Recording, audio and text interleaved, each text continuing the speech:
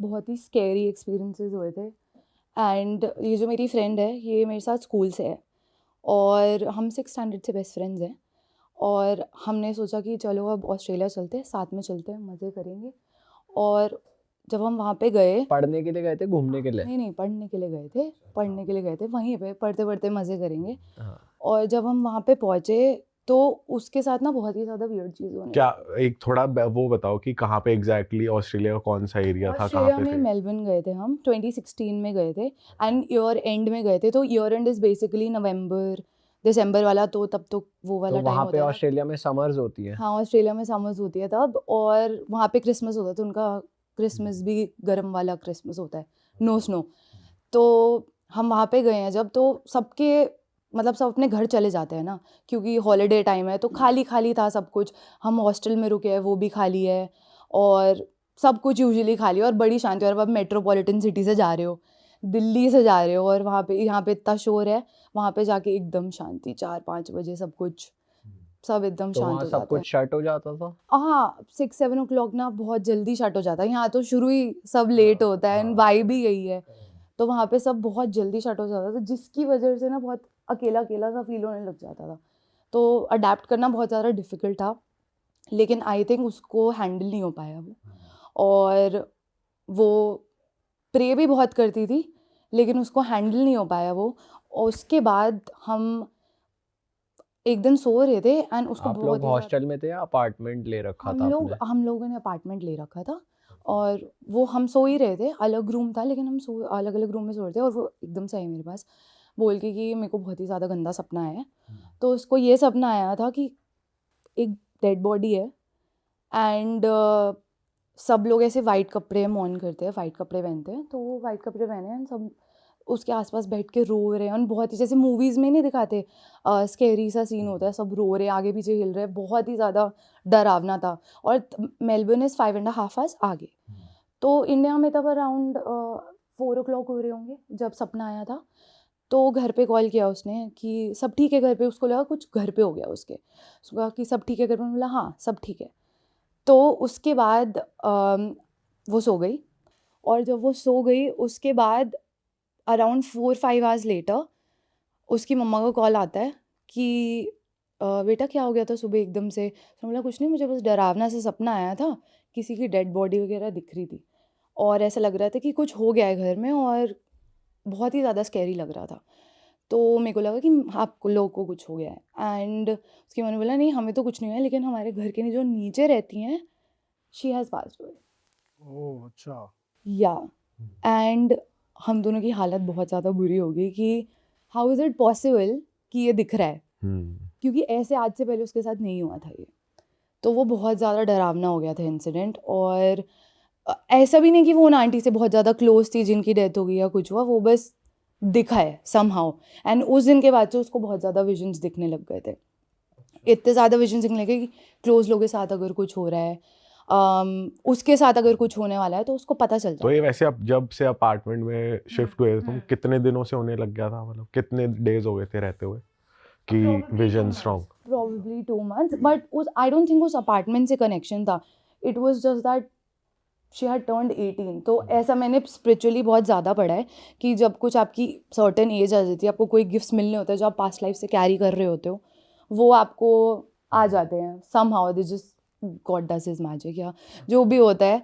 तो ऐसे हुआ है एंड वो जैसी 18 टर्न हुई तो उसको दिखने लग गई थी चीज़ें। ऐसा कुछ कंट्रोल नहीं कर सकती थी वो कि उसको क्या दिख रहा है क्या नहीं दिख रहा है, बस दिखता था। और ये सोते सोते ही होता था या कभी भी विजन्स आ जाते थे? सोते सोते होता था। और आफ्टर अ सर्टेन पॉइंट, मैं आगे बताऊंगी आपको, आफ्टर अ सर्टेन पॉइंट ऐसे होने लग गया था कि उसको फील होने लग गया था कि मेरे साइड में कोई है, और माइंड में इमेजेस आने लग गई थी। ठीक है, तो आगे चलते हैं। तो ये हुआ एंड जैसे मैंने बताया कि उसको सब सब नहीं बट मोस्टली पता चलने लग गया था कि कुछ हो रहा है, कुछ होने वाला है। तो एक दिन उसे सपना आया कि उसकी फैमिली में कोई है, 3 लोग हैं जो हवन करा रहे हैं, और वो हवन करा रहे हैं, फुल ऐसे डार्क वाइब्स है उसकी, और पूजा हो रही है, तंत्र हो रहे हैं, स्कल्स पड़े हुए हैं, और ये सब उसको सपने में दिख रहा है। ठीक है, तो हमें तो ये लगता है ना कि सपना है, कोई हॉरर मूवी देख ली होगी, चल कोई नहीं। जब उसने मुझे आके बताया तो मैंने कहा कि नहीं नहीं, ये हॉरर मूवी होगी। तो वो बहुत ज़्यादा रो रही थी कि नहीं, ये बहुत ज़्यादा रियल फील हो रहा था मुझे, ये सपना नहीं है ऐसा। अब उसको इस पॉइंट तक इतने विजन्स आने लगे थे कि उसको डिफरेंशिएट होने लग गया कि क्या सच है क्या सपना है। तो ये उस टाइम के बाद ये सेकंड टाइम हुई है ये चीज कि उसको दिखा है। हाँ, अभी रियलाइज नहीं ये- कर रही कि यार मुझे ना इंट्यूशंस आ जाते हैं या स्ट्रॉन्ग, अभी तक रियलाइज नहीं हुआ खुद को। नहीं नहीं, बिल्कुल भी रियलाइज नहीं हुआ है, क्योंकि अपने को time अंडर ही हो एस्टिमेट रहा है कर देते हम कभी कभी कि नहीं यार हमें कैसे हो जाएगा। तो फिर जब उसको ये वाला जब सेकंड टाइम सपना आया तो इट फेल्ट वेरी रियल, और इतना ज़्यादा रियल हो रहा था कि ऐसा लग रहा था कि वो प्रेजेंट थी वहाँ पे, या उसके सामने ही हवन हो रहा है और मंत्र पढ़े जा रहे हैं, और फुल ब्लैक मैजिक वाली वाइब आ रही थी।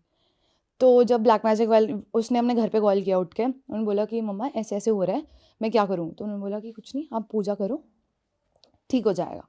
और ठीक है, पूजा करने से सब ठीक हो जाता है, तो मैं पूजा करती हूँ। और पूजा करी, उसके बाद कुछ ठीक नहीं हुआ है, उसकी तबीयत और ख़राब होने लग गई। थोड़े टाइम बाद उसको दोबारा से सपना आया कि एक तो उसने सोचा कि शायद मैं इस साइड बेड के सो रही हूँ, मैं पोजीशन चेंज कर देती हूँ, ऐसा होता है ना कि मैं पोजीशन चेंज कर देती हूँ, शायद इस साइड मुझे बुरा सपना नहीं आएगा। तो उसने जब पोजीशन चेंज करी अपनी सोने की, तो उसको उस रात पे सपना आया जैसे ये बेड है और ये डोर है, ठीक है? तो उस डोर से कोई ब्लैक एकदम कपड़ों में आ रहा है, नो फेस एट ऑल, कोई कपड़ों में आ रहा है, ब्लैक क्लोक, कोई फेस नहीं है उसका। और कमरे में जैसे वो वुडन गोल गोल टेबल्स नहीं होते हैं, वो वुडन गोल टेबल्स है बहुत सारे, उस पर बहुत सारी वुडू डॉल्स हैं, मतलब गिन भी नहीं सकते आप, इतनी वुडू डॉल्स हैं। और ऑफरिंग्स नहीं होती, बाल, सिंदूर, चूड़ियाँ, मिठाई, जो आप सोच सकते हो, वो स्केरी से स्केरी चीज़ उस उन टेबल्स पे रखी हुई थी एज एन ऑफरिंग। एंड फिर ऐसा है कि वो सो रही है और अंदर आया और उसके पास आया कोई, और वो हिल भी नहीं पा रही है, और उसके ऊपर कुछ कुछ तो मंत्र करने लग गया। वो काली चीज। हाँ, वो जो भी काली चीज़ थी, उसका कोई फेस नहीं था, कुछ नहीं था, और वो पता चल रहा था उसको कि कुछ तो हो रहा है, क्या हो रहा है असली है, बस इतना पता था, और ये सपना नहीं है। ये हुआ है, और उसके बाद फिर वो अगले दिन जब उठी है तो उसने ऑब्वियसली अपने घर पे बोला है। देन अगेन उसकी मम्मा ने आगे पूछा कि ये सब क्यों हो रहा है, ये घर से इतनी दूर है, मुझे नहीं समझ आ रहा कि मैं क्या करूँ। किससे पूछा उनकी मॉम ने? उनके गुरुजी थे, उनके गुरुजी थे, फैमिली गुरु? हाँ जी हाँ जी, फैमिली गुरुजी, उनसे पूछा कि मैं क्या करूँ। तो उन्होंने अब अपनी तरफ से प्रे किया, उन्होंने बोला कोई बात नहीं, मैं प्रोटेक्ट कर रहा हूँ इसको, इसको कुछ नहीं होएगा। और अब जब कोई घर से इतना दूर होता है, एक तो आपको ऑलरेडी स्टडीज़ का इतना प्रेशर होता है, आपको काम भी करना होता है, आपको घर के भी काम करने होते हैं, तो it gets very very overwhelming. ऐसे ऊपर से आपके पास ऊपर कोई नेगेटिव चीज़ें हो रही हैं, तो आप तो कैसी मेंटल स्टेट में होगे, मैं इमेजिन भी नहीं कर सकती हूँ वो। तो वो बहुत ही ज़्यादा डिप्रेस एंड बात कम करने लगी थी, किसी से सोशलाइज नहीं हो रही थी, खाना भी नहीं खा रही थी, कुछ नहीं कर रही थी वो, मतलब। और वो रोती रहती थी, सुबह उठती थी, क्लासेस में मिस हो रही थी, कुछ नहीं हो रहा था। तो उसके बाद जब गुरुजी से बात हुई, एक दिन वो प्रोटेक्टेड थी, इतना हो गया था, लेकिन एक दिन आई थिंक थोड़े दिन छोड़ के उसको दोबारा से, वो अपनी फ्रेंड से फेस टाइम कर रही थी किसी से, तो उसको सपना आया, सपना नहीं आया सॉरी, उसको आया, ऐसा लग रहा था, फील होने लग गया था ना उसको फील है। एक फ्रेंच विंडो थी हमारे कमरे में, ठीक है? तो फ्रेंच विंडो होती है जिसमें आप बैठ भी सकते हो, है ना? तो उसकी बहुत बड़ी विंडो होती है, तो उसके ब्लाइंड्स खुले हुए थे, तो ऐसा लगा कि कोई बाहर उसके कोई चीज़ है जो खड़ी हुई है, एक्चुअल दिख नहीं रही थी, बस कोई फील हो रहा था खड़ा, and that was half human half animal. और आपने इंडोनेशिया में देखा जैसे उनके मास्क होते हैं, उनके गॉड्स के जैसे मास्क होते हैं, इट्स वेरी, हमने देखा नहीं है, पर हम यहाँ फोटो लगा हाँ देंगे फोटो ताकि- लगा देना, मतलब वो हमारे जैसे भगवान होते हैं ना, वैसे नहीं होते वो, बड़े मेड अप से लगते हैं, बहुत ही स्कैरी से होते हैं। तो ऐसा लग रहा था कि वो वाला मास्क है, जीभ बहुत लंबी सी है, हाफ ह्यूमन हाफ एनिमल है, 4-5 हाथ पैर है, बहुत ही ज़्यादा। ये प्रॉपर दिख रहा है उसको आप? उसको अपने दिमाग में दिख रहा है उस टाइम, और ऐसा नेगेटिव नेगेटिव फील हो रहा है। तो वो कह रही कि मुझे डर लग रहा है, मुझे डर लग रहा है। उसने फ़ोन काट दिया, उसने बोला मुझे डर लग रहा है, अब मैं क्या करूँ? तो वो मेरे पास आई, तो मैंने कहा भाई पूजा कर अभी आप क्या कर सकते हो, भगवान को याद कर सकते हो। तो उसकी मम्मा ने ना उसे साईं बाबा की छोटी सी मूर्ति दी हुई थी, तो उसने बोला कि ठीक है, अगरबत्ती जलाई, जाके प्रे किया कि प्रोटेक्ट करो, पता नहीं क्या हो रहा है, but whatever, give me the strength to deal with it. उसके बाद उसी रात को, again she told me the next day, उसी रात को she had a dream that she was sleeping, and वो पूजा करके सो गई, एक पीस ऑफ माइंड मिल जाता है ना आपको। तो वो पूजा करके सो गई, उसके बाद उसको ऐसा फील हुआ कि उसको कोई उठा रहा है और हवा में, एंड वो एस्ट्रो प्रोजेक्ट होगी। एस्ट्रो प्रोजेक्ट होता है जब आप अपने आप को सोते हुए देख सकते हो और आप क्या हो रहा है ना, एस्ट्रल ट्रैवल कर हाँ, लिया, astral बॉडी travel ने जो होता सोल है। छोड़ दी। हाँ, बॉडी ने सोल छोड़ दी। कितना स्कैरी होता है ये कि बॉडी ने सोल, आपको दिख रहा है आप सो रहे हो, एकदम पीसफुली सो रहे हो, लेकिन आपकी सोल की हालत बुरी हो रखी है क्योंकि वो हवा में लेविटेट होती जा रही है। और ऐसा लग रहा था वो जो नेगेटिव एनर्जी है ना, उसने उसको उठा रही है हवा में, और वो जो मूर्ति है साईं बाबा जी की, उसके पास ले गई, उसको कह रही है इसको लात मार, इसको लात मार। अरे अब वो फुल फाइटर मोड में, नहीं मारूंगी क्योंकि हम तो मानते हैं हम प्रोटेक्टेड हैं, तो नहीं मारूंगी ऐसे कर करके वो नेक्स्ट डे जब उठी है तो सपने में तो उसको याद नहीं है कि उसने याद मारी है, जो एस्ट्रल प्रोजेक्ट हुआ है उसमें उसने लात मारी है। लेकिन जब वो अगले दिन उठी है तो वो मूर्ति हेवी थी, वो मूर्ति गिरी हुई थी। कैसे गिरी थी हमें आज तक नहीं पता है, बट वो मूर्ति गिरी हुई थी। और फिर वो बहुत ही ज़्यादा लो रहने लगी, उसकी तबीयत ख़राब रहने लगी, बहुत ही अर्ली एज पे उसको थायराइड हो गया। गुरुजी से जब बात हुई थी हाँ, वैसे, तो हाँ। उन्होंने कुछ बताया नहीं कि क्या हुआ अब है? मैं यही, हाँ, मैं इसी पे आ रही थी। नहीं, गुरुजी बताते नहीं, वो बस प्रोटेक्ट कर देते। आई थिंक उनका कुछ होता होगा कि हम ज़्यादा डिस्कस नहीं करेंगे, बट हम आपको प्रोटेक्ट कर देंगे। But the craziest thing is कि जब ये उसके साथ हो रहा था, पैरेलली उसकी मम्मा के साथ यहाँ पे जब उसको बुरा सपना आता था और उसके साथ ऐसा लगता था कि कोई तो ब्लैक मैजिक कर रहा है, जैसे मैंने आपको बताया ना कि क्लोक में आया है जिसका फेस नहीं है, उसी दिन उसकी मम्मा अपने ऑफिस में थी, हाथ धोने गई अपने, और उनके हाथ पे ब्लड था, आउट ऑफ नोवेयर। ना कोई कट है ना नो, कुछ है। नो कट्स, ओ भाई आउट साहब। ऑफ नोवेयर वहां पे उनके हाथ पे कट था। और वो भी ऐसे देख रही कि ये हुआ क्या है मेरे साथ। कोई भी कंफ्यूज हो जाए कि आपके बैठे बैठे कैसे कट लग गया, कट नहीं लगा था, सॉरी, ब्लड आ गया। कहाँ से ब्लड आ गया उनका, चलो पता नहीं, लग गया होगा, हाथ धो दिए, ठीक है। फिर उसके बाद जब उसको वाला सपना आया था जब एस्ट्रो प्रोजेक्ट कर रही थी वो, तो उस टाइम वो दोबारा से उसकी मम्मा घर पे थी अपने, कोई आसपास कोई नहीं है, कोई चीज़ नहीं है जिससे लग जाए। उनके कपड़ों पे एकदम से ऐसा है कि ब्लड के स्प्लैशेस है। वो मतलब ऐसा हो रहा है कि आए हुए हैं तब दिख रहे हैं या आंखों के आगे वो हाँ, आंखों के आगे, इमर्ज हो रहे हैं हाँ, वो? आंखों के आगे मर्ज हो रहे हैं। ओ भाई और वो साहब। अकेले है, मेरे को गूज़बम्स आ रहे हैं बताते हुए भी, क्योंकि ये बहुत स्कैरी हो बट जाता है। उसकी मॉम उसको उस टाइम नहीं बता रही थी नहीं, जब वो उन्होंने अपनी कुछ प्रॉब्लम नहीं शेयर करती थी। एग्जैक्टली, क्योंकि आप बच्चे की क्या ही हालत खराब करोगे जो घर से दूर बैठा हुआ है ना, तो आप क्या ही बोल दोगे उसको। तो कुछ नहीं बता रही थी उसको, और बस वो डील कर रही थी अपना, और वो अपने दोस्तों से शेयर कर रही थी उसकी मम्मा की, मेरे पैर पे बैठे बैठे कपड़ों में कैसे ब्लड आ गया है यहाँ पे। तो फिर उन्होंने सेम दोबारा से जाके गुरुजी को बोला कि कुछ ठीक नहीं हो रहा है, आप प्लीज़ दोबारा से देखो, कुछ चीज़ है जो कि बहुत पावरफुल है और ये रुक ही नहीं रही है, वो परेशान हो रही है, उसकी तबीयत ख़राब हो रही है, मेरे ऊपर भी सारे ब्लड के स्टेन्स आ रहे हैं। तो उन्होंने बोला कि ठीक है, मैं देखता हूँ। और जब उन्होंने देखा कि क्या हुआ है, तो बेसिकली ही सेड कि किसी ने तो आपके नाम की और आपकी बेटी के नाम की बलि दी है सॉरी बोलने के लिए। अच्छा। मेरे हाथ काँप रहे बताते हुए, बिकॉज़ मेरे को भी नहीं पता था ऐसा होता है, ठीक है, कि सॉरी बोलने के लिए भी आप बलि दे रहे हो। मुझे तो पता था कि पॉसेस कर रहे होते हैं ना, तब बलि देते हैं, यूजुअली तो ऐसा ही होता है। तो उन्होंने बोला कि किसी ने आपसे अपोलोजाइज़ करने के लिए, क्योंकि ये चीज़ें हो रही हैं, क्या पता उनको पता चल गया हो कि इसको भी पता चल रहा है कि कौन कर रहा है, क्योंकि उसको शक्लें दिख रही थी वो हवन में कि ये कौन कर रहा है। तो उन्होंने सॉरी बोलने के लिए बलि दी, और वो जब बलि दी, जिस टाइम बलि दी, उस टाइम उनके पैर पे सारे निशान आ गए थे खून के। अच्छा, मतलब बलि उसकी मॉम की और उस लड़की की दी थी या नहीं, उनके लिए दी थी? उनके लिए उनको सॉरी apologize, बोलने हाँ, के लिए अपोलोजाइज़ करने के लिए। किसकी बलि दी? एनिमल की या किस? हाँ, एनिमल की बलि दी होगी, बट वो जो ब्लड के स्प्लैशेस निकले थे, जिन्होंने भी ब्लैक मैजिक करवा रहे थे, वो जो ब्लड के स्प्लैशेस उस टाइम आए, वो सारे स्प्लैशेस उनके कपड़ों पे आए। अब वो जो हाथ पे आया था वो भी उसका ही था। वो नहीं पता क्या था। वो तो कट ही लग गया था ना नहीं, कट नहीं लगा था, बस ब्लड था, अच्छा। बस रैंडम ब्लड था। और गुरुजी ये नहीं बता रहे कौन कर, उन्हें पता, गुरुजी को पता चल गया हाँ, होगा। उस लड़की को तो पता ही था ना कौन कर रहा है, उस क्योंकि दिख गया था ना सपने में। पर आप कह रहे थे कि शक्ल नहीं दिख रही नहीं थी। नहीं, वो उसकी नहीं दिखी थी शक्ल, जो ब्लैक मैजिक करने आया था वूडू डॉल्स के साथ ब्लैक क्लोक में। लेकिन जब सपना आया था ना कि हवन कर रहा है वो उसी के वो घर। तंत्र का पूरा सेटअप है, तो वो उसके रिलेटिव्स थे। हाँ जी, रिलेटिव्स ही होते हैं ओके। मोस्टली रिलेटिव्स ही थे जिन्होंने करा है। और रिलेटिव्स को पता चल गया कि इनकी प्रोटेक्शन चालू है, तो अब इनको सॉरी बोल दो कि वरना भाई हमारा माफ हो कर जाएगा। दो, हमसे गलती हो गई है, बट ऐसी चीजों के लिए आप माफी कैसे दे सकते हो?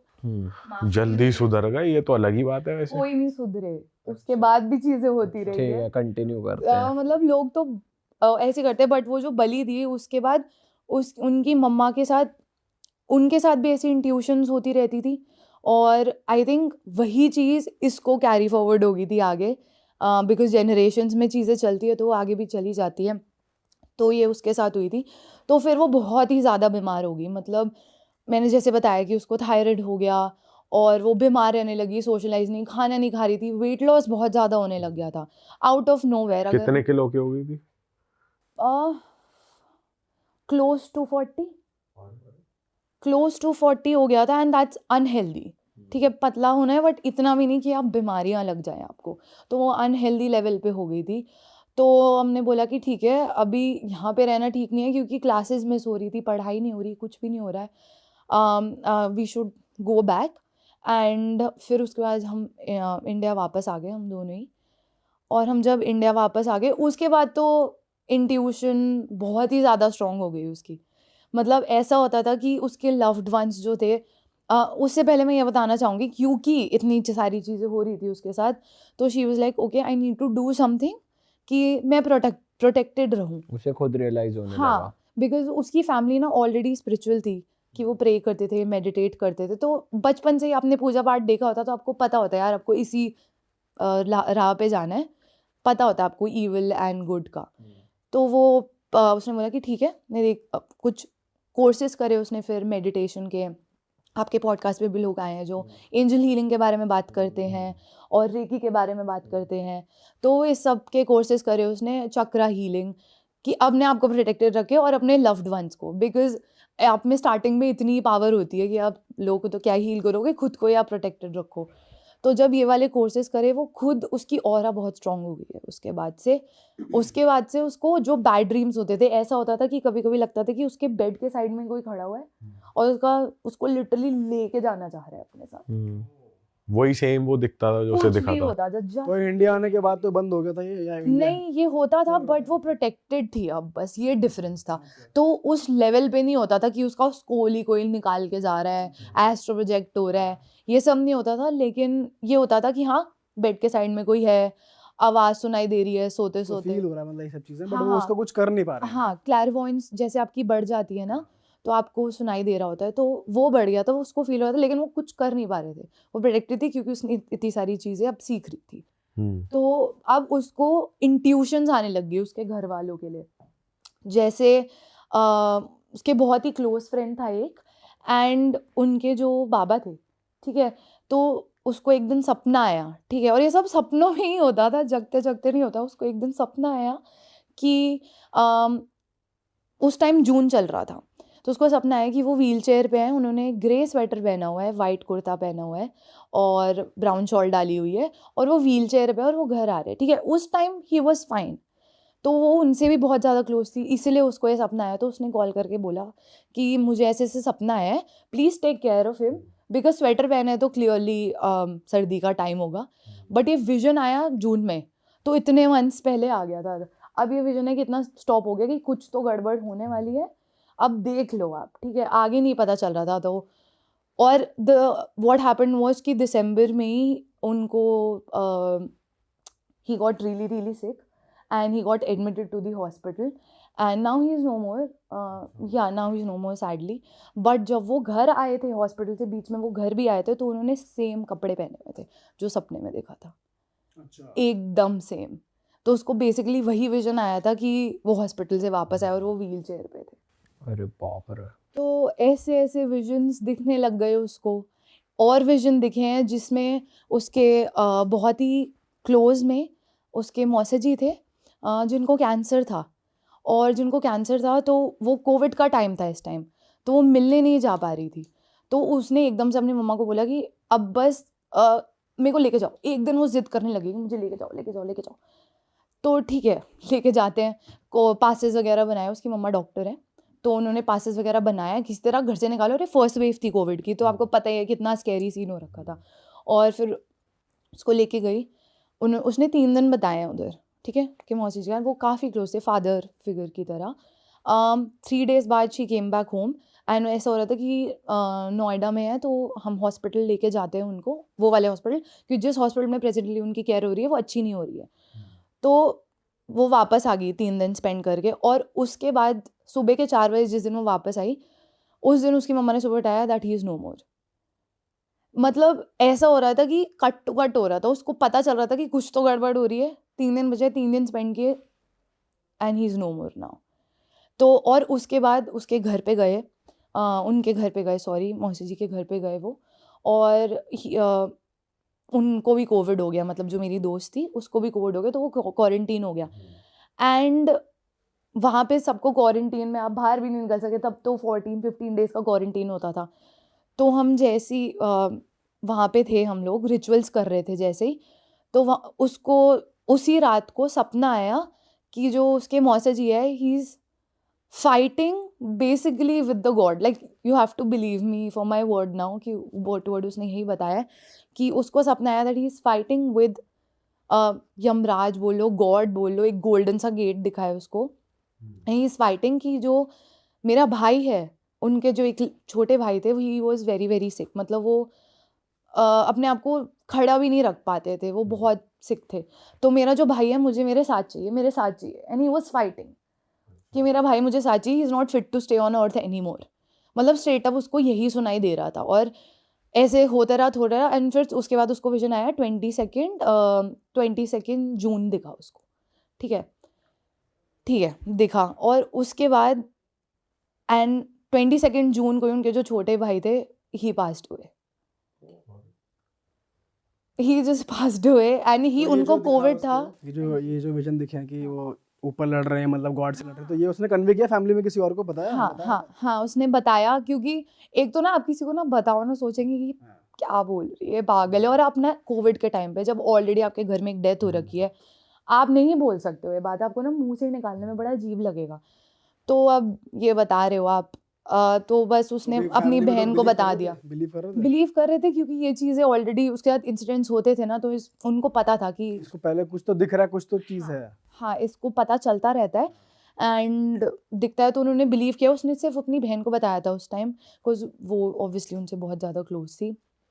तो दैट्स व्हाट हैपेंड। एंड वो तो जो ऑस्ट्रेलिया में चीज़ें हो रही थी जिसकी वजह से आप दोनों को इंडिया आना पड़ गया, तो कन्फ्रंटेशन हुई या उस चीज़ का क्लोजर हुआ कि वो एक्टिविटीज़ होनी बंद हो जाएं या कुछ पता चल जाए या कुछ भी, मतलब वो चीज़ें रुक जाएं, या उन रिलेटिव से कन्फ्रंटेशन की क्यों रिलेटिव से ना कन्फ्रंटेशन करना वर्थ इट ही नहीं है क्योंकि कभी कोई एक्सेप्ट करेगा ही नहीं ना। आप क्या प्रूफ लेके जाओगे? पहली बात तो क्या बोलोगे, सपना आया था, ये तो आप बोल ही सकते। लेकिन जिन्होंने किया, पूरे घर को पता है कि वो करते हैं। तो मतलब ऐसा भी नहीं था कि किसी को प्रूफ करने की ज़रूरत है, पता था कि करते हैं ये। बट आपकी फ्रेंड की फैमिली ने ये मेक श्योर करा कि अपना प्रोटेक्शन करो, बस वो तो जो कर रहे हैं उनका कुछ नहीं कर सकते। बिकॉज आप किसी के कर्म अपने सर पे नहीं ले सकते हो, और कोई बुरा कर रहा है ना, वो उसके ऊपर है। उनके साथ भी हुआ था कुछ गलत, जैसे वो कर रहे थे साइमल्टेनियसली, उनके साथ भी कुछ हुआ हो? उनकी लाइफ कभी स्टेबल चली ही नहीं है, क्योंकि कोई किसी के साथ जब बुरा करता है ना, तो कभी उसके साथ वो घूम के ही आता है, हमेशा आता है। तो उनकी लाइफ में हमेशा अप्स एंड डाउन्स रहे हैं, आपस में घर में लड़ाइयाँ रही हैं, बहुत ज़्यादा डिस्कम्फर्ट रहा है, बहुत ही ज़्यादा रहा है। एक पॉइंट के बाद ना उनकी फैमिली ने, जो मेरी फ्रेंड की फैमिली है, उन्होंने कट ऑफ कर दिया उस फैमिली से। कोई ऑब्वियसली आप ऐसे लोगों के साथ नहीं रहना चाहोगे, तो मतलब अपने घर में बुलाना बंद कर दिया, ऐसे कर दिया कि नहीं, जस्ट लाइक दूर रहो, दूर से ही हाय हेलो करो बस। एंड एक और चीज़ हुई थी, if it's okay I can tell, उसका बहुत गंदा एक्सीडेंट हुआ। आपकी फ्रेंड का? हाँ जी, उसका जब ये इंडिया वापस आ गई, उसका बहुत गंदा एक्सीडेंट हुआ है। और क्या हुआ था एक्सीडेंट में? हाँ, मैं बताती हूँ। हमने ना पढ़ा है, हम दोनों ही बहुत स्पिरिचुअल है, तो हमने ये पढ़ा है कि आपको ना लाइफ में, पूरी आपकी लाइफ जितनी भी लाइफ स्पैन है, उसमें आपको 5 एग्जिट पॉइंट्स मिलते हैं। अच्छा। ठीक है, ये बहुत ही ज़्यादा माइंड ब्लोइंग था मेरे लिए भी। तो 5 एग्जिट पॉइंट्स मिलते हैं आपको एट डिफरेंट स्टेजेस ऑफ ये कहाँ पढ़ लिया? Just in books bridge. Hmm. तो एंड पॉडकास्ट में भी मैंने सुना है, like if you Google about it आपको पता चलेगा कि आपको आपके लाइफ स्पैन में 5 एग्जिट पॉइंट्स मिलेंगे, डिपेंडिंग आप 20 ईयर्स पे हो, 40 पे, 35 पे, कभी भी। और ये आपको पता नहीं होता, आपकी सोल को पता होता है, ठीक है। तो शी बिलीव्स कि वो जो एक्सीडेंट था वो उसका एक एग्जिट पॉइंट था, ठीक है। अब आप ये प्रिडिक्ट नहीं कर सकते हो कि आपका अभी नेक्स्ट मोमेंट एग्जिट पॉइंट आने वाला है। तो वो कारी में है, चला रहे गाड़ी, वो बैठी हुई थी पीछे, गाड़ी चल रही है एंड एकदम से उसका एक्सीडेंट हो जाता है। एंड उस एक्सीडेंट होने से 5 नहीं, of not even 5, like 2 minutes पहले she is calling up her mom and saying mamma, मतलब फ़ोन नहीं उठाया उन्होंने, तो all she was calling to tell was mamma I love you and I miss you. कौन करता है ये? जब आप लोग बाहर अपने दोस्तों के साथ हो, कौन आई love you I miss you बोलने के लिए अपनी मम्मा को फ़ोन करेगा? तो उन्होंने फ़ोन नहीं उठाया, तो उसने ना टेक्स्ट डाल दिया, आई love you I miss you.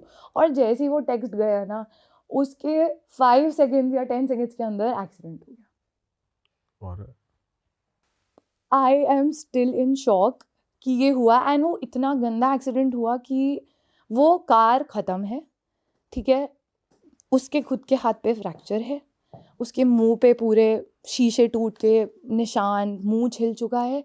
उस टाइम एक्सीडेंट आपका सर भिड़ता है, चक्कर आता है, मतलब it's a very very bad accident, और दूसरी गाड़ी से लगी है।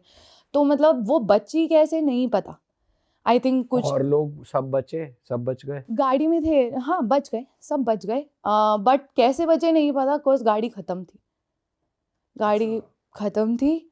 एंड आई थिंक ये प्रोटेक्शन का ही वो होता है, जो आप इतना प्रे करते हो, और आपके लव वंस की प्रेयर का ही होता है कि आप प्रोटेक्टेड रहते हो। नहीं तो वो डेफिनेटली एक एग्जिट पॉइंट था, क्योंकि एग्जिट पॉइंट में एक ये चीज़ भी होती है कि जब आपने घर से निकल रहे होते हो ना, आप फुल होते हो कि यार आज तो मैं अच्छे से तैयार होके जाऊँगा, आज तो मैं परफ्यूम लगाता हूँ, नए कपड़े पहनता हूँ, मतलब होता है ना कुछ ऐसे। ऐसा सुना है। हाँ हाँ हाँ। तो कुछ फुल्ली आप ऐसे कोई नई लाइफ के लिए जैसे जा रहे होते हो ना, तो वैसे हो जाता है। एंड वो फुल रेडी होके गई हुई थी, ये चीज़ पता नहीं कहीं जा रही है, नॉर्मल एक कॉन्सर्ट में जा रहे थे, तो ऐसा कुछ था नहीं एक्स्ट्रा रेडी होने वाला। तो हाँ, उसका अभी क्या स्टेट है वैसे आपकी दोस्त का? अब वो अभी कुछ चीज़ें होती हैं उनके साथ, इंट्यूशंस आते हैं अभी? इंट्यूशंस तो उस टाइम के बाद बंद ही नहीं हुए हैं। अब I think it's a life long thing. उन्होंने वैसे पता किया है कि ऐसा क्यों हो रहा है? मतलब ठीक है, आपने बोला पहले से आई है, गिफ्टेड है, बट वैसे टेक्निकली किसे पूछा उन्होंने कि ऐसा क्यों हो रहा है? उन्होंने जिससे गुरुजी से पूछा, तो उन्होंने यही बोला है कि गिफ्ट है। उसकी मम्मा मानती है कर्स है, क्योंकि उसकी मम्मा को भी दिखता है, तो कहती है मुझे नहीं देखना है, लेकिन उस मेरी फ्रेंड को जब दिखता है तो she is like it's a blessing. मेरे माइंड में एक क्वेश्चन आ रहा है, इससे पहले हम आगे बढ़े। आपने ऑफ द कैमरा एक शब्द बोला था, सच्चा अघोरी। तो what is the difference between Aghori या फिर झूठा अघोरी, या अघोरी जो आपने बोला सच्चा अघोरी, क्या होते हैं वो? बहुत ही सुंदर प्रश्न है, क्योंकि आज की तारीख में हम ये डिफ्रेंशिएट नहीं कर पाते कि वास्तव में सन्यासी, वास्तव में अघोरी, संत, योगी, महात्मा कौन होता है, और जो कमर्शियल योगी महात्मा होता है वो कौन होता है। तो एक सबसे बड़ा लक्षण, सबसे बड़ा आप कह सकते हैं कि रूपक यही होता है कि जो कोई वास्तव में अघोरी रहता है, जिनके पास सीधा ईश्वर के साथ एक अनुसंधान करने की शक्ति होती है, सिद्धि होती है, वो उतना ज़्यादा जनता के बीच में, लोगों के बीच में नहीं आते।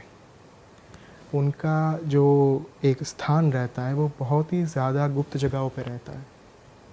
उनका ये नहीं रहता कि वो बाहर आके अपनी सिद्धियों का, अपनी शक्तियों का प्रदर्शन करें। तो सबसे पहला लक्षण ही यही होता है एक वास्तविक सन्यासी का, वास्तविक अघोरी का, चाहे वो तांत्रिक आप कह ले, योगी कह ले, महायोगी कह ले, महात्मा कह ले, नागा साधु कह ले, कोई भी आप नाम उन्हें दे दें, जो वास्तव में अध्यात्म के पंथ के ऊपर, अध्यात्म के मार्ग के ऊपर चल रहा है, और जिनका उद्देश्य किसी के पास से कुछ लूटना या फिर किसी के पास से कुछ भी प्राप्त करना नहीं है, सिर्फ़ और सिर्फ समाज को प्रदान करना है, कुछ देना है, वो कभी कुछ अपेक्षा नहीं रखेगा, आशा नहीं रखेगा किसी से कुछ प्राप्त करने की। हमारे यहाँ पे बहुत ही सुंदर बात कही गई है अघोरी के बारे में, खप्पर में खावे और जो शमशान में लेटे, उसका वचन ब्रह्मा भी न मेटे। जिसका अर्थ है जो खप्पर में खाता है। खप्पर यानी ह्यूमन स्कल, कपाल। जो कपाल में खाता है, जो शमशान में सोता है, अगर ऊपर से स्वयं ब्रह्मा आके भी कुछ कह दे, लेकिन अगर अघोरी ने आशीर्वाद दिया है तो स्वयं ब्रह्मा भी उनका वचन, उनका जो उनके मुख से निकले हुए शब्द हैं, उनका जो विधान है, उसे टाल नहीं सकते। तो ये होता है वास्तविक अघोरी कि आपको कभी, मैं तो ऐसे अघोरी से मिला हूँ जो अगर हमारे बीच में भी बैठे हो ना, आपको पता तक ना चले कि वो वास्तव में अघोरी है। अच्छा, तो उनके मतलब जो उन्होंने कपड़े पहने होते हैं, उनका जो मतलब उनके जो body language and all of that, वो एकदम डिफरेंट रहता है। बिल्कुल, क्योंकि साधना के समय पे जो चीज़ें करनी होती है, जो एक रिचुअल्स को फॉलो करना रहता है ना, वो कभी सामान्य जीवन में उसका शो ऑफ नहीं करेंगे। अगर आपके साथ कोई वास्तविक अघोरी आकर बैठ जाए तो जीन्स में ही बैठेगा। अच्छा, हमें लगा, हमारा तो यही इमेज बनी हुई थी कि भस्म रमी हुई, बाल लंबे लंबे, वस्त्र होंगे या नहीं पता नहीं, वही अघोरी होते हैं। सिर्फ वही अघोरी नहीं होते, वो ऐसे अघोरी होते जिनका शमशान के अंदर रहना, अगर उनके गुरु ने आदेश दिया है कि आपको चाहे कुछ भी हो जाए, संसारिक जीवन में आपको नहीं जाना है, तो ही वे अघोरी शमशान में रहेंगे। गुरु के आदेश पर कुछ कुछ अघोरी आज की तारीख में सांसारिक जीवन भी जी सकते हैं, और ये पहले से चला आ रहा है। ऐसा नहीं कि आज का ये नया क्या कुछ ट्रेंड आ गया है, ऐसा नहीं है। सारी चीज़ें पहले से होती आ रही है, लेकिन हमें पता बहुत कम है इस चीज़ के बारे में। तो उनकी फैमिली, मतलब ऐसा भी अलाउड है उनको कि वो फैमिली अपनी आगे बढ़ा सकते हैं? बिल्कुल या फिर बिल्कुल अलाउड है। मैं as a आपको ब्रह्मचारी रहते हैं वो? एक अघोरी है तमिलनाडु के, जिन्होंने अघोर काली संस्थान वहाँ पे तमिलनाडु में उन्होंने स्थापित करी है, अघोरी गुरु मणिकंदन। उनके गुरु ने आदेश दिया था कि आपको कुछ साधनाएं में आगे बढ़ने के लिए, प्राप्त करने के लिए, सिद्धियां प्राप्त करने के लिए और ईश्वरत्व को प्राप्त करने के लिए आपको शादी करनी पड़ेगी, विवाह करना पड़ेगा। तो उन्होंने उनके जो अघोर संस्थान में उनके ही गुरु के द्वारा जो एक सूचन किया गया था, बोला गया था, वही स्त्री के साथ, वही नारी के साथ उन्होंने विवाह किया, और वो अघोरी आज की तारीख में भी ज़िंदा है। आप उनको through internet, through Google explore कर सकते हो, और अघोर संस्थान के वो पीठाधिपति हैं तमिलनाडु के। सर, अघोर शब्द को एक्सप्लेन करो, ये कल्चर कहाँ से आता है हमारे पुराणों में? एक तरफ तो क्योंकि हम लोगों का जो इंटरेक्शन ज़्यादा मंदिरों में जाके पंडितों से पूजा कराना, या कुछ अगर हमें चाहिए तो हम भगवान से या मंदिरों में पूजा कराते हैं, रुद्राभिषेक करते हैं, हमारी नॉलेज यहीं तक है। अघोर कल्चर कहाँ से आता है? कब एक इंसान अघोरी के पास जाता है, या मेन पर्पस ऑफ अ अघोरी क्या होता है? अघोर का जो एक लेमैन अगर हम मीनिंग कहे, एकदम सरल भाषा में अगर बात करें, कि जो घोर नहीं है, जिनसे भयभीत नहीं होना है, जिनसे डरना नहीं है, वो होता है अघोरी। जो सबसे पहले अघोरी थे वो स्वयं देवाधिदेव महादेव थे। उन्हीं के द्वारा अघोर पंथ की स्थापना की गई, उन्हीं के द्वारा अघोर क्रियाएं दी गई। अघोरियों का और अघोर पंथ का ये मानना होता है कि अगर पूरे विश्व का, पूरे ब्रह्मांड का सृजन स्वयं ईश्वर ने किया है, तो उसमें से एक भी चीज़ बुरी कैसे हो सकती है, एक भी चीज़ खराब कैसे हो सकती है? चाहे वो आप शमशान की बात ले लें, चाहे आप मलमूत्र की बात ले लें, चाहे आप खप्पर की बात ले लें, कपाल की बात ले लें, कंकाल की बात ले लें। आज की तारीख में जब भी हम ये रिचुअल्स हमारे यहाँ पे फॉलो किए जाते हैं कि जब हम शमशान में जाते हैं, तब किसी की अंतिम क्रिया के बाद घर पे आके हम नहा लेते हैं, क्योंकि हम नहीं चाहते कि कोई नेगेटिव एंटिटीज़ हमारे साथ आकर घर में कुछ डिस्टर्बेंस क्रिएट करें। लेकिन अघोरी जो रहते हैं वो इसी एंटिटीज़ के थ्रू अपना काम कराते हैं, और इन्हीं के थ्रू वो लोक कल्याण का काम करते हैं। उनका एक, आप कह सकते हो कि ये ट्रेडमार्क रहता है कि अगर ब्रह्मांड में सारी चीज़ें ईश्वर के द्वारा सर्जित है, उनके द्वारा सृजन किया गया है, तो मैं इन सारी एनर्जीज़ का उपयोग करके, इस्तेमाल करके भी लोक कल्याण का काम कर सकता हूँ। तो जो एनर्जीज़ को हम नेगेटिव मानते हैं, जो ऊर्जा को हम नकारात्मक मानते हैं, उन्हीं सारी चीज़ों को वो पॉजिटिव मानते हैं। और शमशान जो होता है ना, वो ब्रह्मांड खप्पर की उपमा उन्हें दी गई है। ब्रह्मांड खप्पर यानी ह्यूमन स्कल। सबसे पहली बात ये, खप्पर में खाना, खप्पर में ही आप सारी चीज़ें, पानी पीना, उनका ये रिचुअल क्यों रहता है? क्योंकि आप काफ़ी सालों से, अभी तो आधुनिक विज्ञान जो हमारा है वो ये चीज़ कह रहा है कि पूरा जो ह्यूमन माइंड है, हम उसको कभी डिटेल में नहीं समझ पाएंगे, एक्सप्लोर नहीं कर पा रहे हैं, क्योंकि जितना ज़्यादा उसमें घुसते जा रहे हैं हम, नई नई चीज़ें बाहर आती जा रही है। हम इतने ज़्यादा नए डायमेंशंस को एक्सप्लोर कर रहे हैं ह्यूमन माइंड के, कि इतने सालों से उसको समझने की कोशिश होने के बावजूद नहीं समझ पा रहे हैं। इसीलिए जो ह्यूमन माइंड जो होता है वो किसके अंदर होता है? खप्पर के अंदर, स्कल के अंदर। और स्कल अगर जिस चीज़ को अपने अंदर समेट के बैठा हुआ है, जिसका कनेक्शन आप ईश्वर के साथ कर पा रहे हो, हम कहते हैं ना कि इन्होंने सिद्धि प्राप्त की, इन्होंने शक्तियाँ प्राप्त की। वो कैसे प्राप्त करते हैं? अपने मन को, अपने दिमाग को, अपने ह्यूमन माइंड को इवॉल्व करके, थ्रू साधना, थ्रू वेरियस रिचुअल्स। तो अगर दिमाग ना हो, अगर मन आपके पास ना हो, अगर ये माइंड आपके पास ना हो, तो सिद्धियों का प्राप्त होना इम्पॉसिबल है। तो आदिकाल से दिमाग को, ह्यूमन माइंड को सिद्धियों का सोर्स माना गया है कि अगर आप उसे ट्रेन कर पा रहे हो तो आप कुछ भी प्राप्त कर पाओगे। और इसी वजह से खप्पर में उनको ये सोर्स मानते हैं कि अगर हम इनमें खाएंगे, अगर हम इनमें ही पिएंगे सारी चीज़ें, तो हमें वो प्राप्त होगा जो स्वयं महादेव के द्वारा बोला गया है। तो ये जो पूरा एक था वो ब्रीफ था कि अघोर पंथ क्या है। और जो एक शुरुआत में मैंने एक मंत्र बोला कि अघोरेभ्यो अथ घोरेभ्यो घोर घोरतरेभ्यः सर्वेभ्यः सर्वशर्वेभ्यो नमस्ते अस्तु रुद्र रूपेभ्यः। ये जो मंत्र है वो अघोर पंथ का one of the most important मंत्र माने जाते हैं, जिसका अर्थ ये होता है कि जो घोर है, जो अघोर है, जो घोरतर से भी घोर है, मतलब घोर के भी बियॉन्ड है। घोर मतलब एक्सट्रीम घोर आप मान सकते हो, जो आपके अंदर डर पैदा करे, जो भय पैदा करे, यू नो। तो जो घोर भी है, जो अघोर भी है, और जो घोरतर से भी घोर है, बियॉन्ड एवरीथिंग, वैसे महादेव को, वे महादेव के रुद्र के जो जितने भी स्वरूप हैं, उन सारे स्वरूपों को मैं नमन करता हूँ। और ये माना जाता है कि जब भी आप इस मंत्र का उच्चारण पूरे हृदय के साथ, आस्था के साथ, श्रद्धा के साथ करें, तब अगर आपके ऊपर या फिर आपके आसपास कोई भी नेगेटिव एनर्जीज प्रवर्तमान है, विद्यमान है, तो उसे दूर करा जा सकता है। इसीलिए आदिकाल से इस मंत्र का बहुत ही ज़्यादा महत्व है। तो ये अघोर के बारे में थोड़ा जो शॉर्ट टाइम में हम बता पा रहे हैं, वही ये चीज़ है। हाँ, तो भाई पॉडकास्ट को आगे बढ़ाने से पहले मैं आप लोगों से ज़रा थोड़ी अपनी ऐप के बारे में बात कर लेता हूँ, रियल 11।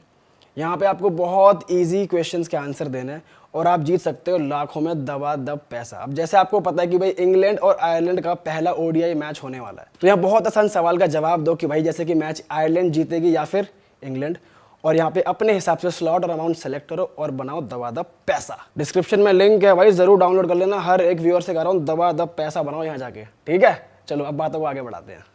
एक बार ये भी बताओ कि अघोरीज की बात हो रही है, तो इनके पास कुछ स्पेसिफिक इतने मंत्र जाप करते हैं, वो इतनी साधना करते हैं, तो कुछ स्पेसिफिक पावर्स भी उनके पास आती हैं, और अगर आती हैं तो किस तरह की आती हैं, मतलब किस लेवल तक वो अपने माइंड को ले जा सकते हैं, थोड़ा वो बताओ। किस्सा मैं शेयर करना चाहता हूँ आपके साथ, जो गुजरात के एक इंसान का था। उनका नाम था मोहनलाल अग्रवाल, और गुजरात में ही मैं पला बड़ा, और उन्हीं के साथ, उन्हीं के ज्ञान की कृपा से आज मैं ये चीज़ आपको बता पा रहा हूँ। वो एक ऐसे अघोरी के संपर्क में आए थे जिन्होंने अघोर क्रियाओं के थ्रू अपना प्रतिशोध लिया था। मूल घटना ये थी, प्रतिशोध मतलब बदला, रिवेंज। सो मूल घटना ये थी कि जो अघोरी थे उनसे वे मिले, और हमारे वहाँ पे चोटीला नाम का एक पर्वत है जहाँ पे माँ चामुंडा विराजमान है। माँ चामुंडा आदि पराशक्ति का एक स्वरूप है जो दैत्यों के सामने, जिन्होंने चंड और मुंड का वध किया था। तो वहाँ का जो एक क्षेत्र है ना, जो प्रदेश है, वो बहुत ही ज़्यादा सिद्ध क्षेत्र माना जाता है। ऐसा ही एक क्षेत्र वहाँ पे है गिरनार, और गिरनार पे स्वयं भगवान दत्तात्रेय विराजमान है। भगवान दत्तात्रेय को ब्रह्मा, विष्णु और महेश तीनों का अवतार माना जाता है। 3 चोटी है वहाँ पे, 3 शिखर आप कह सकते हो, जहाँ पे एक शिखर पे, एक चोटी पे स्वयं भगवान दत्तात्रेय, दूसरे शिखर पे बाबा कीनाराम, जो हमारे यहाँ के भारत के आज से 400 साल पहले के महानतम अघोरी हो चुके, उनका एक शिखर, और जो तीसरा शिखर है वो है स्वयं गुरु गोरखनाथ का।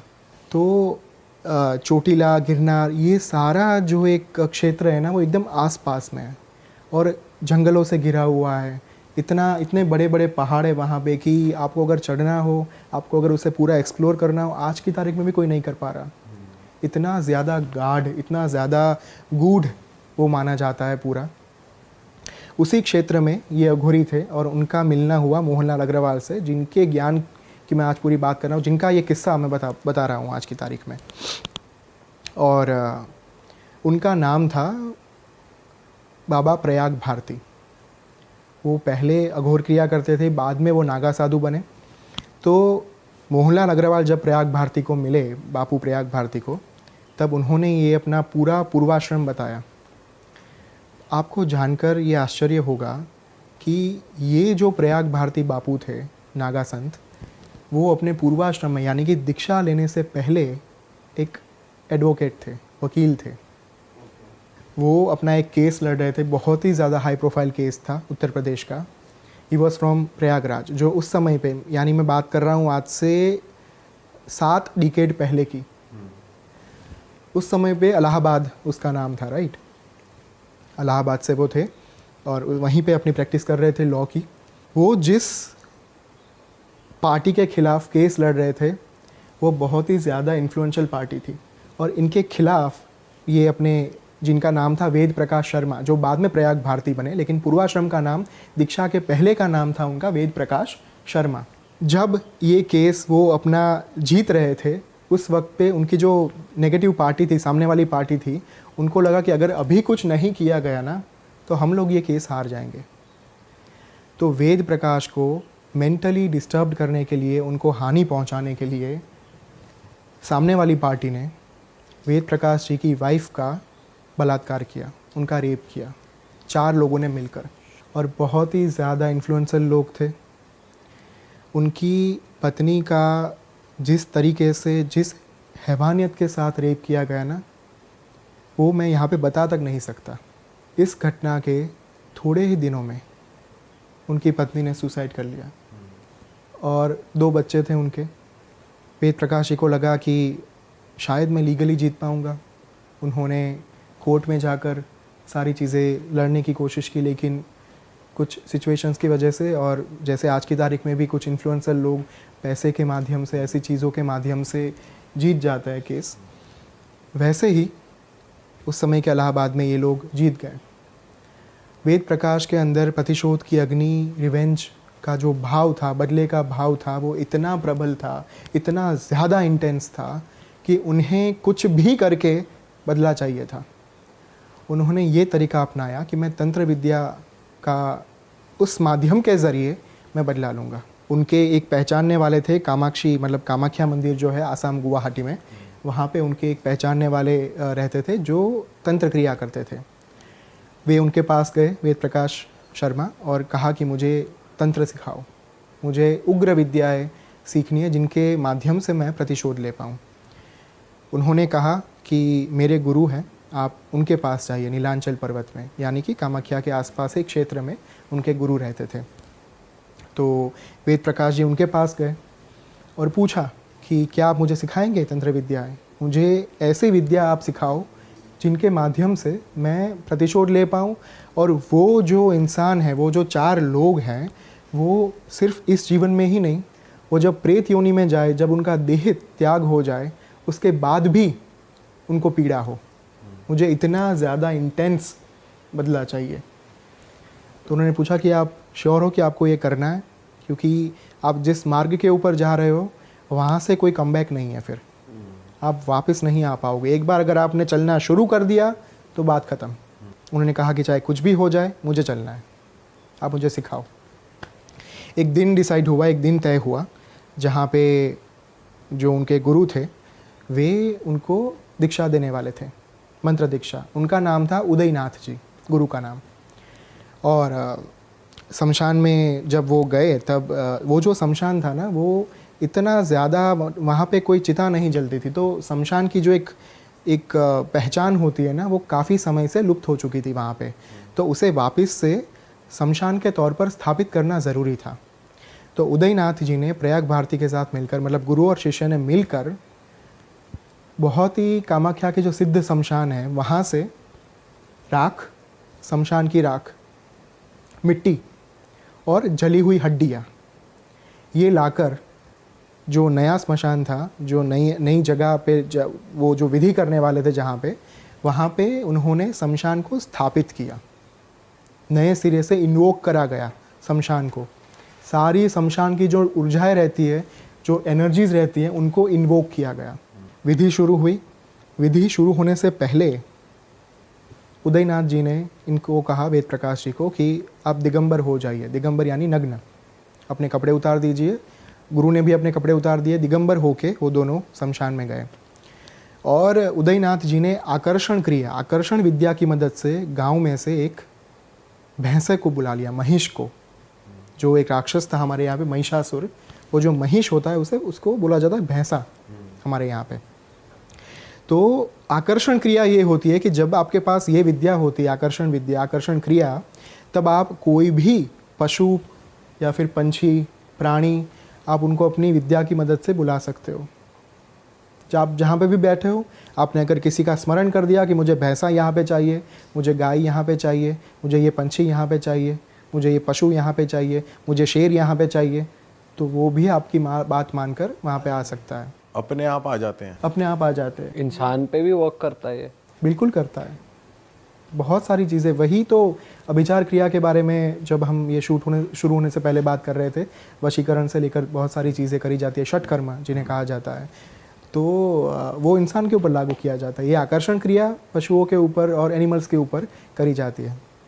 Coming back to the point, तो महिष को बुलाया गया गांव में से, मतलब भैंसे को बुलाया गया और विधि शुरू हुई। दोनों दिगंबर थे, बहुत ही ज़्यादा इंटेंस विधि थी। वहाँ पे यज्ञ कुंड प्रज्वलित था, उसमें उदयनाथ जी और वेद प्रकाश शर्मा दोनों आहुतियाँ डाल रहे थे और इतने उग्र मंत्रोच्चार हो रहे थे कि आपको ऐसा लगे कि वहाँ पे कोई तूफान आ चुका है। बहुत ही ज़्यादा अलग प्रकार की उग्र ऊर्जाओं को, उग्र एनर्जीज़ को इन्वोक किया जा रहा था। और जब ये सारी चीज़ें होती है ना, तब पूरे शमशान के अंदर हाहाकार मच जाता है। ऐसी ऐसी आवाज़ें आती है, भूत, प्रेत, पिशाच, ये सारी जो नेगेटिव एनर्जीज़ होती है, जो गण माने जाते हैं, अलग अलग भगवान के, महादेव के गण माने जाते हैं, वे आके अपना प्रभाव, अपना इन्फ्लुएंस दिखाना शुरू करते हैं उस वक्त पे। हुआ ये कि ये सारी चीज़ें शुरू हुई और उदयनाथ जी ने प्रयाग भारती को, यानी उनका जो पूर्वाश्रम का नाम था वेद प्रकाश शर्मा, उनको रोक दिया कि आप आहुति रोक दो, अब मैं आहुति देता हूँ सिर्फ। और उन्होंने विधि शुरू होने से पहले एक तीक्ष्ण खड्ग यानी तलवार वहाँ पे रखी थी बलि के हेतु। जब उदयनाथ जी ने आहुति देना शुरू किया, तब वो आहुति इतना ज़्यादा उग्र होती गई कि अचानक से वेद प्रकाश शर्मा के बॉडी के अंदर उसे ऐसा लगने लगा कि जैसे कोई बहुत ही ज़्यादा इलेक्ट्रिक शॉक उसे लग रहा हो, बिजली का झटका उसे लग रहा हो। इस तरीके का पूरा उसको फील आने लगा इंटेंसिटी के साथ। और वो अपने जगह के ऊपर से खड़ा हुआ बंदा, और खड़े होने के बाद उसने अपना जो खड्ग था वो हाथ में लिया। उस खड्ग के ऊपर उसने अपना रक्त लगाया काट के, और फिर उसी खड्ग से एक ही झटके में वो जो महिष वहाँ पे खड़ा था, जो भैंसा खड़ा था, उसका मस्तक धड़ से अलग कर दिया। और वो जो मस्तक उसने अलग किया, वो गिरकर चंड भैरव की वहाँ पे स्थापना की गई थी। चंड भैरव अष्ट क्षेत्रपाल, हमारे जो 8 भैरव हैं उनमें से एक भैरव है जिनका नाम चंड भैरव। 8 भैरव के बारे में भी बता सकते हो आप? हाँ, बिल्कुल। असितांग भैरव, उन्मत्त भैरव, चंड भैरव, कपाली भैरव, पूरे 8 तरीके के भैरव होते हैं जिनका जिनका इन्वोकेशन करा जाता है क्षेत्रपाल यानी कि गार्डियन के तौर पर, कुछ डिवाइन एंटिटीज़ को गार्ड करने के लिए। फॉर एग्जांपल कामाख्या जो क्षेत्र है, माँ कामाख्या, उनके जो क्षेत्रपाल है वो उमानंद भैरव है। फिर हमारे जो काशी विश्वनाथ है वहाँ पे काल भैरव उस क्षेत्र की रक्षा कर रहे हैं। तो जहाँ पे भी ज्योतिर्लिंग है, जहाँ पे भी माँ डिवाइन एंटिटीज़ की स्थापना की गई है, वहाँ पे हमेशा अष्ट क्षेत्रपाल को, क्षेत्रपाल यानी कि भैरव के एक स्वरूप को स्थापित किया जाता है as a god, as a guardian, divine guardian.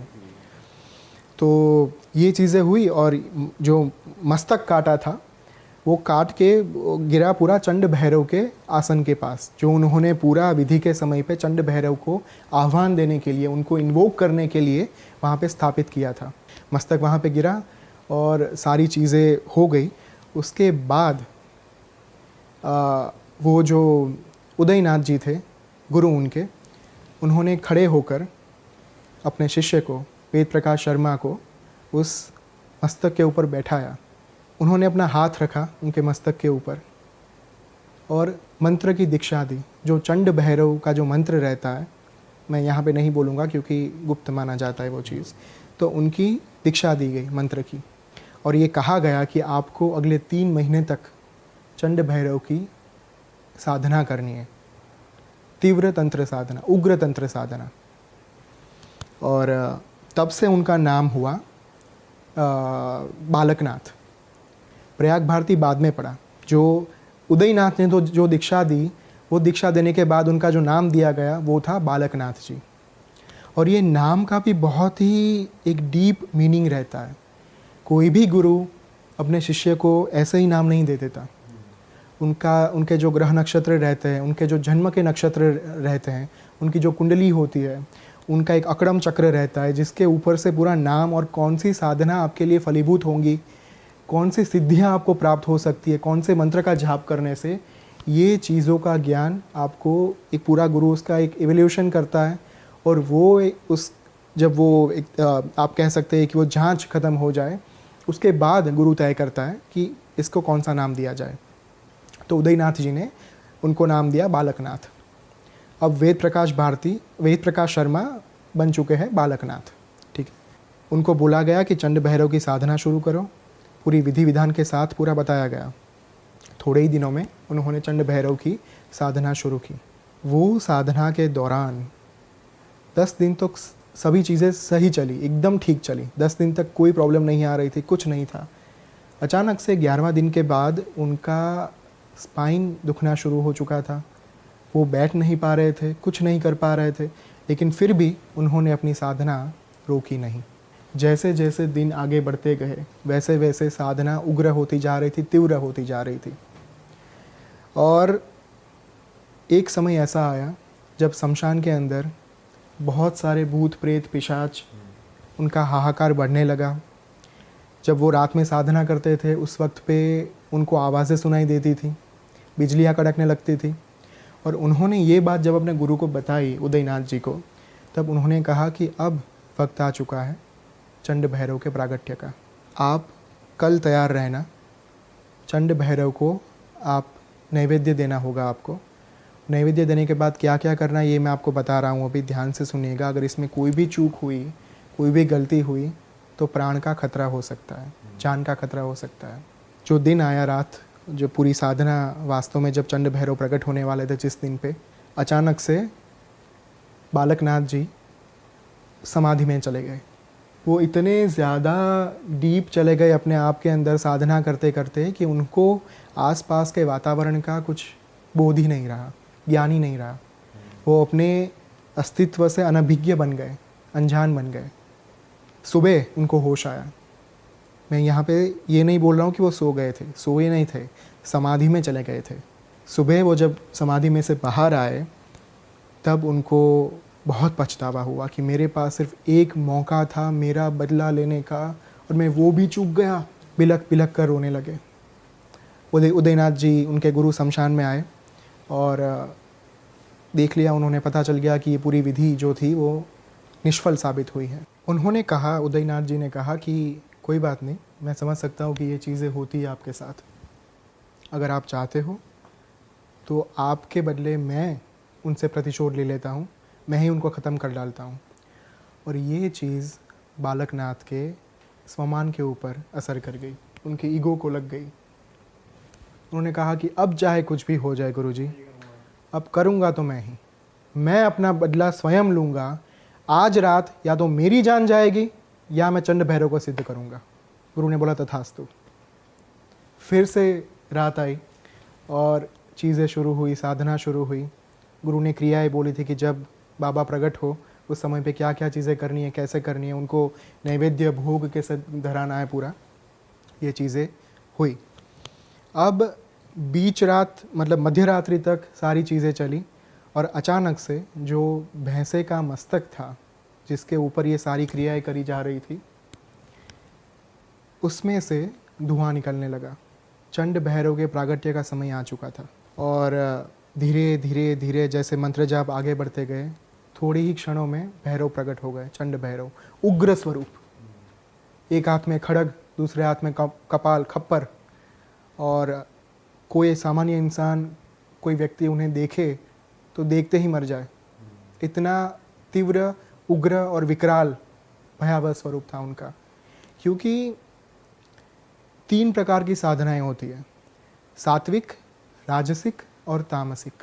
काफ़ी लोग अपनी प्रकृति के अनुसार साधना का चयन करते हैं।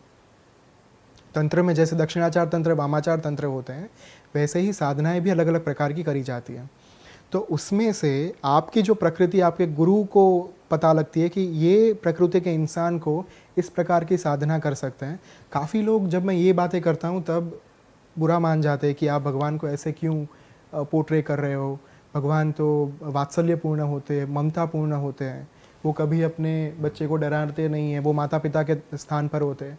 लेकिन हमें ये समझना चाहिए कि जब हम उग्र स्वरूप की बात कर रहे हैं तब उग्र स्वरूप वात्सल्यपूर्ण नहीं है, वो तामसिक ही होंगे, क्योंकि आपने साधना तामसिक तरीके से ही की है। तो ये पॉसिबल ही नहीं है कि आप तामसिक स्वरूप से ये एक्सपेक्ट कर पाओ कि ये आकर मेरा सिर पुचकारेंगे। पॉसिबल ही नहीं है ये चीज़। अगर आप सात्विक साधना कर रहे हो तो आपको वैसा फल मिलेगा, अगर आप तामसिक साधना कर रहे हो तो आपके सामने वैसी ही एंटिटी प्रकट होंगी, चाहे आप कुछ कर लो।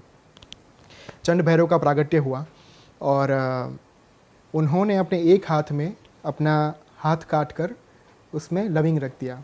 उनके गुरु ने बोला था कि जब वे स्वयं चंड भैरव आपका रक्तपान करें वो भोग के साथ, तभी आपको मांगना है उनसे वरदान।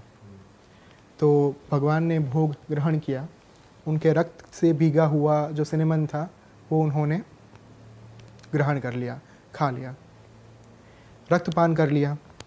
और इसके बाद उन्होंने पूछा, मांग पुत्र क्या चाहिए।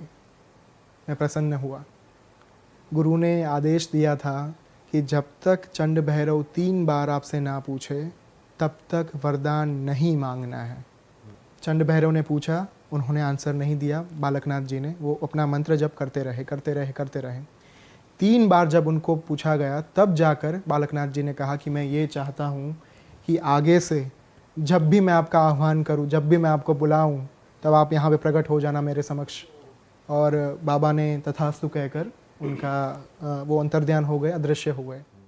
अरे वाह, आपने ये वीडियो यहाँ तक देख ली भाई, तुमने हमारी मेहनत सफल कर दिया। तुम ही लोग हो असली रियल हिट। और अगर आपको बहुत मज़ा आ रहा है ऐसी क्लिप्स में, ऐसी वीडियोस में, तो फटाफट जाइए प्लेलिस्ट पे बिंज वॉच कीजिए और सारी वीडियोस देख डालो और मौज काटो। That is it. हम मिलेंगे नए पॉडकास्ट में, नए क्लिप में। Till then bye bye, see you, take care, do subscribe.